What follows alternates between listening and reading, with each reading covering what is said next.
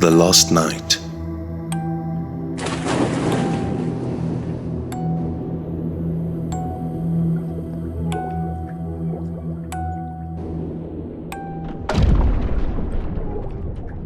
The brutal sea held him tight, kept him at bay. He fought the forgetful tides to bring his body ashore, nameless and broken. No matter how unjust the battle was, from the very first moment that consciousness returned, he found himself cast in deep waters. No matter how impossible it should have been to reach the shore, everything had come to pass almost effortlessly. A feeling was igniting inside his heart, as if he'd stepped through the looking glass. It was as if nothing had ever happened since he was lost, too lost and empty of a past to grasp the struggle he must now endure. At long last, he managed to make his way through the waters. Lost in the wilderness, he took his time and paused to catch his breath. The air felt like a treasure from the beyond, a blessing that was worth the whole life of a man, and a treasure that many men would risk their lives to claim it. He wandered, feeling like a ship without a sail, still anchored to a sandy stretch of the rocky shore. He kept gazing around. He was indeed drawn in a place where every bard of a king's court, poet of the countryside, and painter of all realms would have given their weight in coins of gold and silver to capture its exalt. Yet, despite the grandeur before him, he kept gazing with all his broken resolve, desperate for an answer. Then he pondered, perhaps not a bard, but a northern poet from a distant house, a poet who had chosen a cottage on a forgotten hill, and his only company were branches stretched like outstretched arms in awe, with the leaves rustling in hushed conversations with the ancient roots. Trees of oak would have found solace to observe him and to paint a tale of a man lost at sea. A man fortunate enough, despite the battle with the storm, who saw the sunlight again, even if he was not staring lively at the sun. A shore surrounded him, filled with golden sand and boulders painted as dark as the void between the stars. Standing relentlessly against the tide, and towering pines rose shoulder to shoulder, refusing the faintest glimpse of light through from the other side. Now the sky, unlike his hollowed face and his weathered skin, was not pale. No, not pale at all. A brilliant blue was carefully splashed all over the dome of the Asman, the name given to skies since when time had no name, as if it had been painted by strokes of the flaming star itself. And clouds covered every corner of the vast expanse.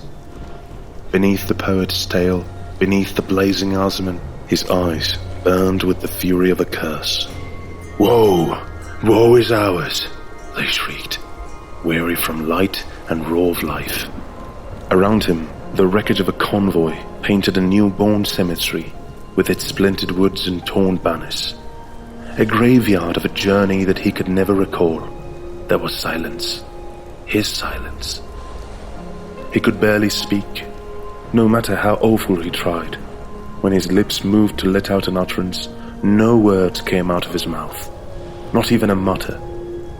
But after all, his silence mingled with the wind and played a lament over his unknown companions. Those poor souls would likely remain nameless, stripped of the simplest one-man tribute.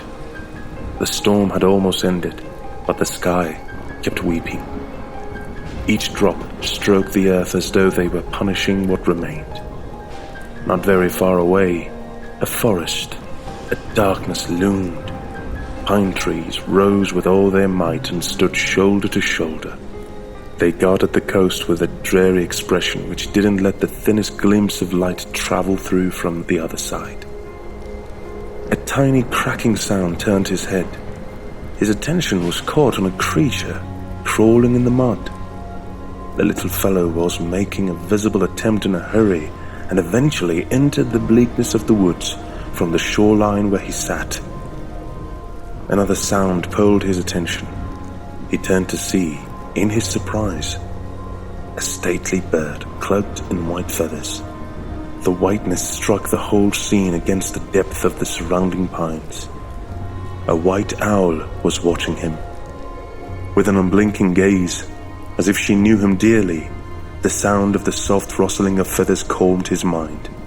He felt a recognition, a connection to something he used to know. He staggered on his feet and took a step forward. With every move, the sudden ground pulled him into mud, as if it was swallowing him.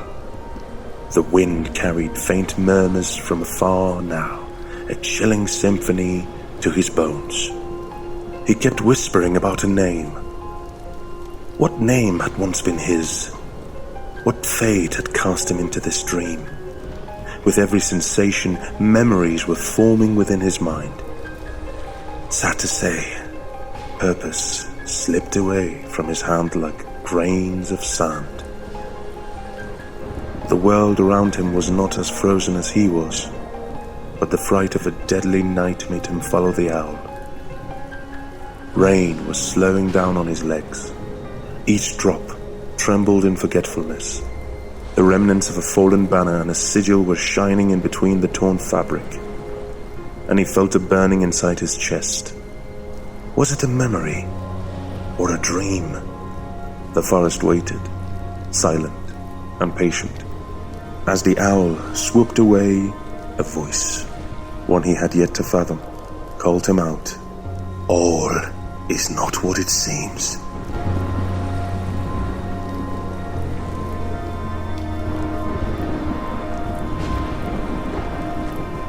Dear story lovers, thank you for joining us on this epic tale.